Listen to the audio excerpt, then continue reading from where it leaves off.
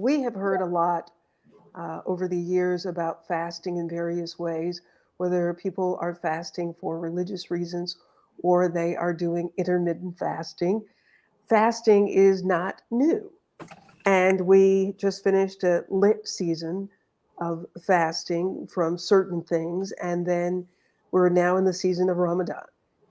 Welcome to this edition of the Majestic View. I'm Pamela D. Marshall from Gainesville, Florida. I am Zakir Muhammad with the Majestic View from Tulsa, Oklahoma. And I am Leah World Traveler with the Majestic View from Jamestown, Rhode Island. From Jamestown, Rhode Island, and at a baseball game. Ladies, thank you all very much for being here. How's everybody doing? Good. I'm happy it's the end of the month. Doing We're well. halfway through the end of the month. Me too. I'm glad that it's hump day. Almost done. Almost done, and at a baseball game. Yes. Yes. So Real how did the baseball game go today? I think they ended in a tie. No, they lost by one. Oh, nuts. They lost by one. I missed that. Oh. Yes. It's all They right. lost. They just started. It's only their second game, so they can still Bounce have a back. winning season. Yeah. Well, we appreciate you, Leah, for being a part of the show as you move about with your family. And winning is not everything until you lose, right? Right. But also, I feel like if the Actually, boys perfect are for praying and fasting. if they're right? if the games are close, I think that's a good sign though that they're evenly matched with the teams they're playing against, and that the next time they meet this team, maybe it'll go their way. Absolutely. see. But good sportsmanship and being out and moving is what's so Exactly. important. And having fun and the camaraderie and being on a team, I think it's all good experiences for children and adults alike. Absolutely. Absolutely. Absolutely. So, ladies, we're talking about prayer and fasting today. And so I'd love to hear, Leah, I know you do intermittent fasting. Zakira, you are in the midst of Ramadan. And we want to hear about how fasting has impacted your life and you just kind of cross pollinate about what we do as far as fasting is concerned. I incorporate Monday fasting every Monday. And if for whatever reason I miss a Monday, I try to do it another day during the week, just as a practice of resting me and then being in a time of prayer. And so Ramadan, I know, is a huge part of the spiritual practice for Muslims across the globe. So to have this unified fast, what is that like? You grew up Muslim, right? This is not spiritualities that you converted to. Correct. And so it was actually my mom and dad that converted into the religion of Islam. And yes, you're right. One of the five benefits of being a Muslim is the holy month of Ramadan. And what's been such a spiritual blessing is that it's cross pollinating with the Indian spirituality, the Jewish spirituality, the Christian spirituality. So we're all technically fasting for the same reason, right? But Right. for just to also give context, although the religion of Islam is at this point probably the second most popular religion, some don't really fully understand that Ramadan is a month of fasting where you don't eat or drink from sun up to sundown, but also you are intentionally taking the time to study the holy book a bit more. You are intentionally taking the time to take yourself away from gossip, or take yourself away from anything that's going to add more stress to you, make you more tired because you're already using very little energy by fasting all day, especially if it's hot, depending on what part of the world you're in is hot, especially if we just had daylight saving time. So the sunlight is out a little bit longer, so it's a lot longer days. But for me personally, I also grew up being a cancer survivor. I grew up having autoimmune differences. So those are exempt from fasting. But for me, I've always been like, no, I want to fast in one way or another. So for me, I always tend to be more specific about the music I listen to.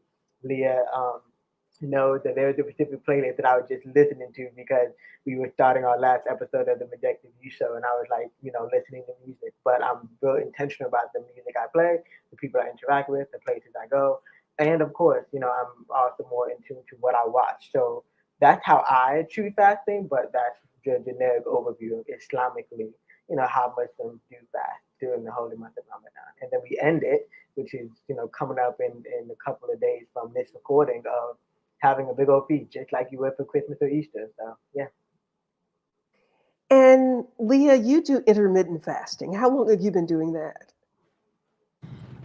I kind of go in and out of phases of doing intermittent fasting. I started again recently towards the beginning of this year, sort of like you, an opportunity to kind of do a cleanse, an opportunity to give my body a chance to kind of unburden itself, and also like retraining myself that I don't need to fill up with food to feel fulfillment and feel filled. And I have found that it's just been a really good natural fit for my lifestyle because I've never been a big breakfast eater. So I typically will do intermittent fasting from like midday till about 5 or 6 p.m. I only have like a 5 or 6 hour eating window. And then that's all that I do. And I carry that throughout the week, even on the weekends. And I found it's just been a really good life habit for me. It's helped me with managing like my cravings, and I typically eat less than I think I normally would, because a lot of times I find myself eating and I'm not even really hungry. So intermittent fasting has been really useful for me in that sense, in terms of just controlling my relationship with food, and my own needs, and learning to rely on other things and teaching myself discipline. So it's useful. It's a good tool. So you have children and a husband, and so how difficult is that for you fasting, preparing food for your family? It can be challenging because they all eat breakfast and they eat snacks, and they're growing children, and we're active, as I mean, we're on our way from the baseball game right now. But I find it sometimes difficult, especially on the weekends, because in the weekends I kind of want to be a little more loose, and I want to just enjoy eating a snack here and there when I want to. So I find that it can be challenging then, as opposed to, as opposed to during the week. It's not as difficult for me because we're just so busy with the weekly routine. So, but it is a challenge. So that's where some of the discipline and sort of self-control comes in, is having to also sometimes eat differently than what they'll eat, and eat at different times than when they eat. So that part's a bit of a challenge. Yeah, and if you are a taster like I am, when I'm cooking, I like to taste. And Same. I it's need to sample it because sometimes I don't. I think we've had the conversation before about we cook and not necessarily cooking to a recipe. We cook to taste. So right. that part's a challenge because if I can't sample it, I won't have a sense of if it tastes right or if it's good or bad. So sometimes I'll have them be my tasters. Oh, If I'm within my fasting window, then if they like it, then that's good because they're the ones that are going to eat. So that's how I've kind of gotten around it. It's harder when they're not around sometimes because I yeah. can't necessarily taste things. Yeah, and I think the whole notion of fasting and being around other people when there's food, whether it is your family or even at work, because you might be at a conference, you might have a luncheon that you have to attend. And then, Sakira, in your case, growing up Islam, in the Islamic family and going to school and other children, what do your parents say to you? I know you said that you could have been exempt because of your health challenges, but how do parents get children ready for not Yeah. eating at school when everybody else is eating? Yeah. Well, from my own personal experience, I definitely, grew up kind of understanding the importance of it. Like, I'm not just not eating, I'm not just starving, but at the same time, there was a perspective that I remember my mom kind of sharing with me of, there are people in Africa who don't get to eat as often as we do, or in the food that we do eat. So I would kind of like, they're like, okay, I'm gonna not eat so that they can eat. I think I had that mentality as a child.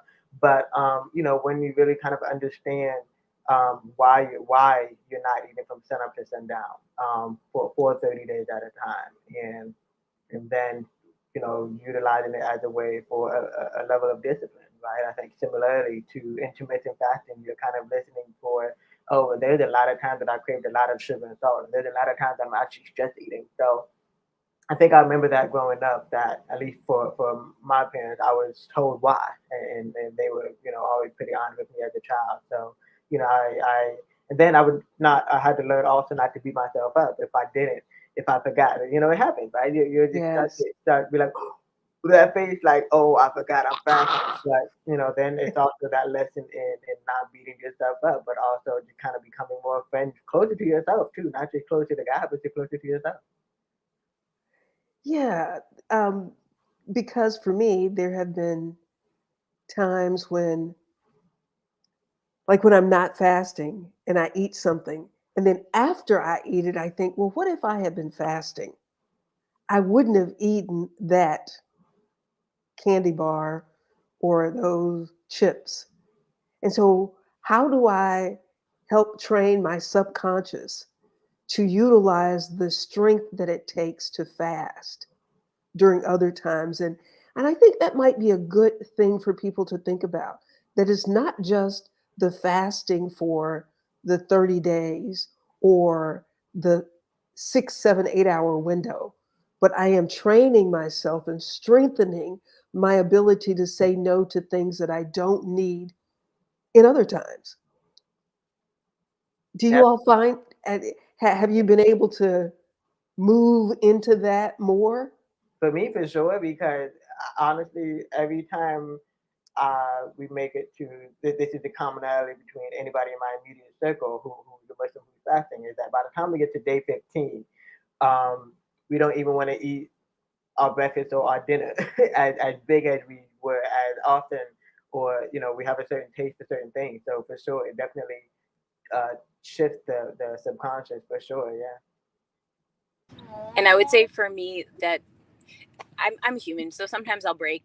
Like if I'm at someone's brunch or something and we're eating before my normal eating window, that day I'll just shift my window so that I can eat with my friends, break bread with them, break the fast with them, and then I'll just stop eating sooner.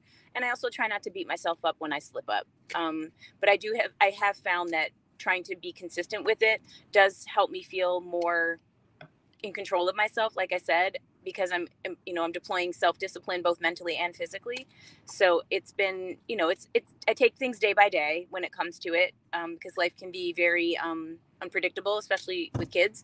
So I just do what I can when I can, but I do find that it has helped me with my mental discipline and my physical discipline. Like even today I was tempted to eat something sweet early before the window because I was stressed, I have deadlines and things, but I refrained, and I was really proud of myself because normally sugar is my biggest weakness. It's like my Achilles heel. So the fact that I turned away from that, I didn't eat anything, and I didn't end up getting the sugary thing that I was craving, today was a win for me. So like I said, I just try to take it day by day, and that seems to work well for me. Over. And so, what is it that you do? How is it that you move yourself into that? How did you get to that place today, Leah? What do you think Well, was different today than some other days when you said, I'm going to eat it before I even think about it? Because that's what I've done. yeah, I do that all the time. Today I think it was just that I was like, I just had more control. I just said, you know what, I really don't need that. And I just talked myself out of it. I'm like, you only want that. You're not actually hungry. You shouldn't, don't waste time in this little convenience store getting this thing, waiting in line to pay, when you can go ahead and get to your meeting early and get more prepared and then really do well in your meeting. So I sort of prioritized what I needed to do over what I wanted, but not needed.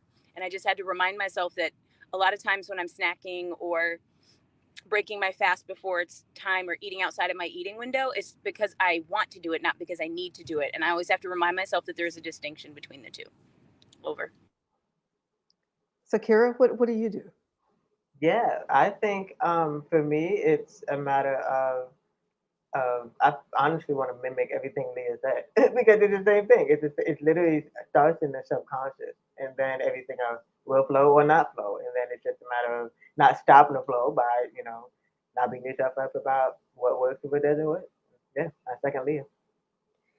Well, I will tell you, for me, it is,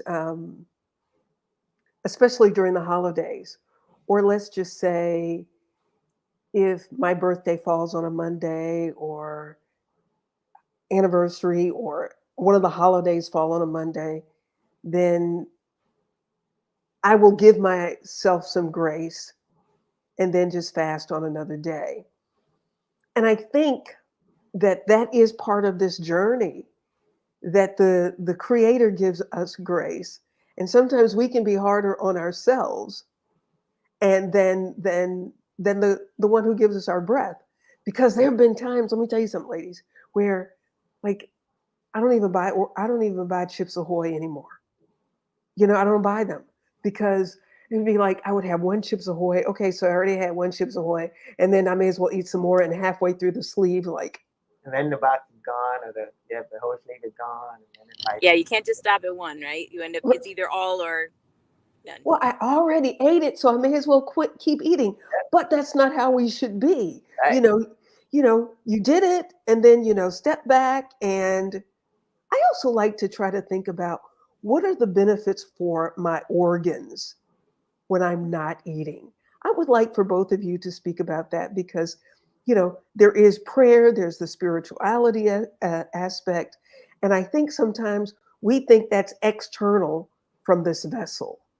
I think I'll happily go first because I've been on this. I think maybe just yesterday I had a piece of chicken, but I've literally been training myself to think to eat to nourish, right? Eat for my health, not just to eat just because I have to eat just because I have to avoid passing out or anything like that.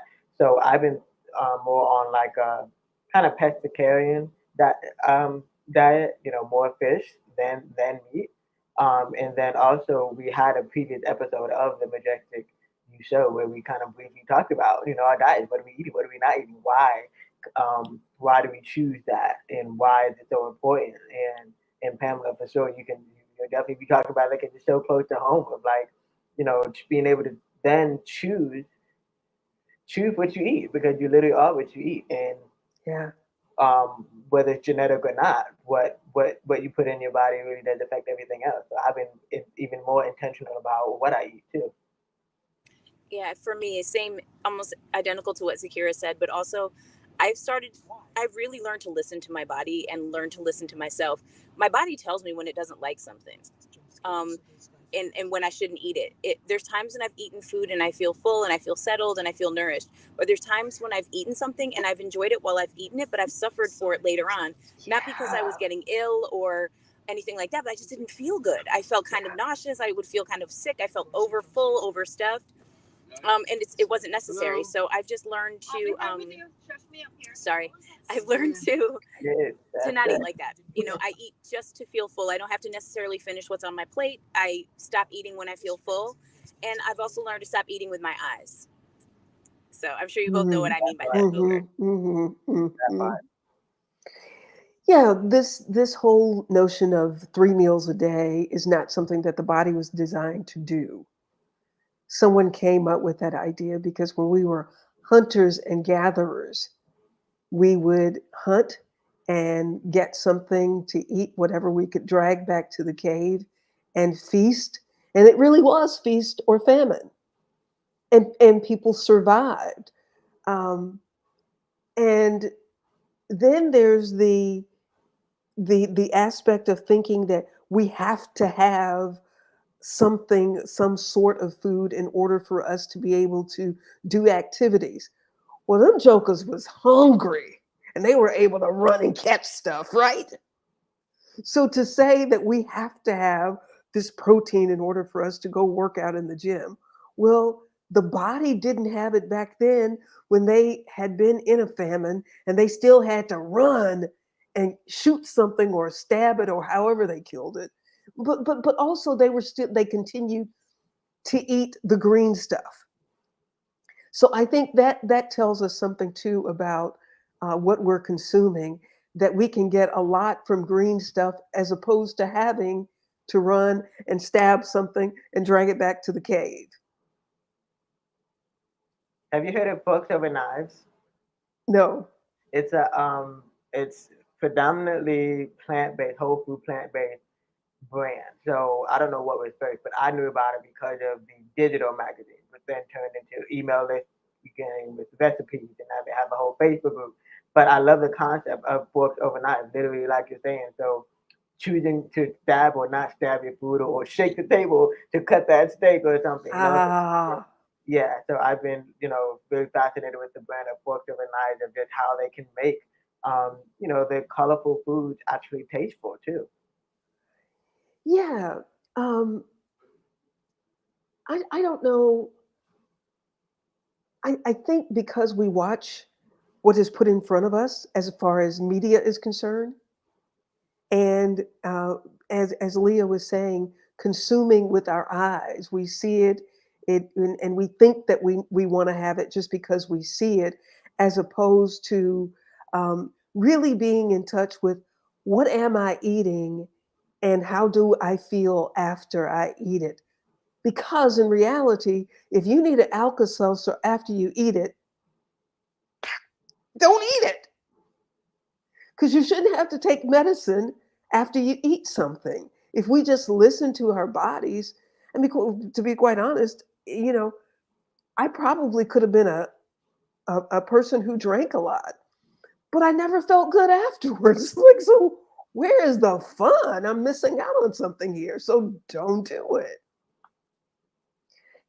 Go ahead, Leah. You're about to Yeah, say I was just something. going to say, no, I completely agree with that. And I also feel like one of the problems that we face in the United States is that we have these abundant, overwhelmingly heaped up plates of food. And I know I was taught, waste not, want not. So I feel like compelled to eat everything on the plate. But I feel like one of the things that I've seen in my travels around the world is that people's portion sizes are smaller. People don't fill their plates. They'll take smaller sizes. And then they can listen to their bodies to see if, okay, I'm still hungry. Let me go and get some more. Instead of overeating all these things that are on the plate, and it's just too much. And that's why you see this phenomena of obesity here in the United States in a way that you really don't see it elsewhere. And I feel like there's something to that. It's psychological. And I agree with you that I think more of us should take the time to listen to ourselves and listen to our reactions and take a moment before we partake in eating to see if this is something we need to eat. Is it nutritive? Is it good for us? Or is it something that we want? And sometimes you can make a difference with that. Over. Well, we've been talking about feeding the natural man. Let's talk about the prayer aspect of fasting. And I don't know how much it is talked about with intermittent fasting, or Leah, if this is part of just what you do. I know without saying, Zakira, prayer is a big part of what is done with Ramadan. So Leah, we'll go to you first. What is there? Do you incorporate any spirituality in your intermittent fasting? I think there is. I mean, I initially started it more for, health and wellness reasons more than like spiritual health. But I do feel like there's some sort of more of a communing with my spirit, because sometimes I have to like empty out my vessel in order to feel like I'm open to other things that are around me, different energy, different things that are happening. And I process things differently because I find that when I'm full, I'm sleepy, I'm sluggish. But when I'm a little bit more empty or just right satisfied, I'm more aware and I'm open to things. So to me, there is a spiritual element to intermittent fasting, as well as sort of for the health and physical wellness reasons. I don't typically do prayer when I'm doing intermittent fasting because it's daily, but I do find that I'll do meditation sometimes. And to me, that kind of is the same, Yes. because I'm taking a moment of peace. I'm taking a moment of quietness. I'm trying to commune with something greater than myself. And I usually do that in the morning when I've been fasting since the evening the night before and all night, and I haven't yet eaten and won't eat for another, 5 or 6 hours. And I found that it's been very fulfilling for me and very rewarding for my spiritual and mental health. Over. Absolutely. And, speaking of mental health, they did find in, I think it was a hospital in Germany, someone with schizophrenia who refused to eat. I forgot how many days he refused to eat. And his schizophrenic symptoms reduced greatly by fasting. So then they started doing research on how does fasting impact the brain. And when you talk about, and Sakira, you talked about day 15, how you start to get some clarity. And there are other people who, even as much as after you get over the first 3 or 4 days when your body is detoxing, that there is some clarity that starts to happen and you're more open. And so I really wish that the medical community would embrace this possibility for people, because we have so many people who are dealing with anxiety and depression and other forms of mental illness. If we could just embrace that the plate is part of the problem. But for you, Zakira, the prayer is a huge part. Prayer, and as you said, studying the Quran more during Yeah, Ramadan. And actually, I even want to second, one of the comments that just came in is fasting is God's secret weapon, right? Like prayer and fasting go hand in hand to me, right? Not only just as Muslims fast 5 times a day anyway. I mean, they should be. Muslims pray 5 times a day anyway, and so the fact that you're taking away the need to wonder or be distracted in the prayer of like, what am I eating for breakfast? What am I eating for dinner or lunch or snacking on, right? Like it's literally just nothing but God, nothing but you and God when it comes to praying and fasting. Because I think, literally, like you said, it's the secret weapon, and they go hand in hand. And it is said many times in many spiritual practices that fasting is the secret weapon, fasting and praying. And there's even, and I know you're studying the Quran, but even, and these books are cross pollinate. They're so similar in the basis of the spiritual aspect of them. There's a scripture in the Bible that says that some things are not brought under control, but by fasting and praying. So, in these final moments that we have left, I would like for you all to give uh, some advice to people, maybe someone who's never fasted or somebody who started fasting and got to 11:59 and I just can't do it the rest of the day. What do you say to them about overcoming the fear of being without food? Imagine that. Leah always has a mic drop. Leah, go first. Okay, I'll do my best. So I would say, be kind to yourself. It's not a sprint, it's a marathon, like many things in life. So I feel like just take it day by day, and slowly increase the amount of time that you fast. Start with, you know maybe you stop eating dinner at 6 p.m. and then you don't eat until 10 a.m. the next day. So, you're right there, you're already doing more than 12 hours of fasting. And then, little by little, as you get used to it, as you get accustomed to it, then you can add an extra hour here or extend it a little further. And then also, don't beat yourself up if you have a setback. If you succumb to a temptation, just dust yourself off and start again the next day. It's not going to be the end of the world.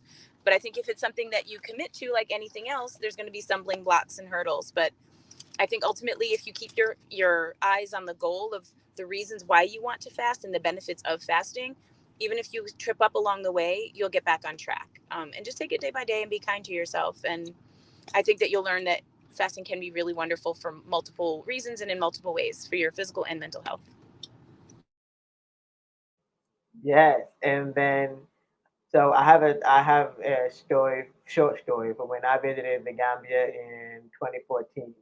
And the Gambia is a predominantly Muslim country. So when you go to a predominantly Muslim country, most of the entire country is fasting. So um, there were some Americans that were there on a volunteer trip. I was there on like a photojournalism trip, and so um, Hold on. I was saying that's got to be amazing to be in a country where absolutely, everybody is fasting. absolutely, yes, 1,000%. And maybe it makes it a little easier too. Yes, that too.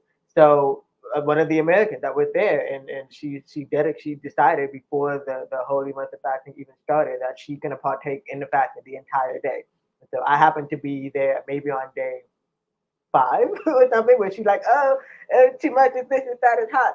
But then I'm like, you can always stop your fast. No, I'm not gonna stop my fast. So it's all in the mental, right? Where you listen to yourself as far as how many hours you can go. There's a thing also where you can do half day fast, like from the sun up to and break your fast at lunchtime, right? So listen to yourself, and also just kind of step outside of yourself too when it comes to the concept of fasting, and you never know what you'll learn. And you're muted. Yep, you're muted. And unmuted. Okay, thanks. I do appreciate you sharing your journey, and I know that the audience has gained some wisdom and insight. I think the critical thing for me is to think about when I'm hearing that growl in my gut. I like to tell myself something is healing. And so that gets me through the growling, and I get some more water or tea, or if I'm doing juice, um, just to get me through that moment and to really refocus on why I'm doing it. And then understanding that I've eaten a whole lot of food my whole life. I can get through this moment right here. So I really hope that people will consider uh, fasting, prayer and fasting, whether it's intermittent fasting or it's associated with your spiritual journey, because your cells will appreciate it. It gives your digestive system a chance to restart. It gives your body a chance to heal uh, from some things that you may have challenges with. But you can't go wrong with it. Now, you might be going wrong going through the drive-through, but you can never go wrong with a safe fast. So, ladies, I thank you very much. And everyone who's watching, this is the Majestic View. And if you would like to be a guest on the Majestic View, please send us an email to the Majestic View Show at gmail.com. You can also follow the Majestic View on YouTube and Twitter, Majestic View 2. We will be here every Wednesday covering some topics that are near and dear to you, because our goal on the Majestic View is to inspire you and help you raise the bar so that we all can get to a higher level in the purpose for which we were called.